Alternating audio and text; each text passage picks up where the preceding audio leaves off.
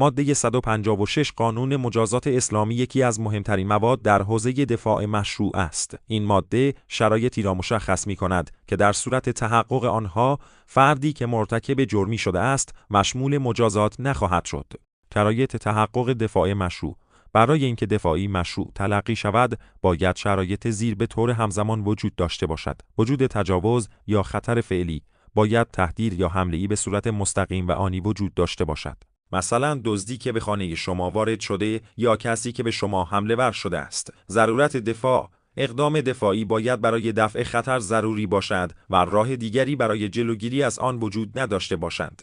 مثلا در مثال دزدی، شما نمی توانستید با فرار از خانه از خود و اموالتان محافظت کنید. تناسب دفاع با حمله: شدت و نوع دفاع باید متناسب با شدت و نوع حمله باشد.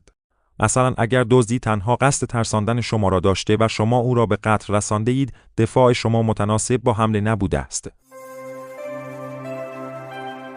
اگر به مطالب حقوقی علاقه‌مند هستید، عضو کانال ما بشوید.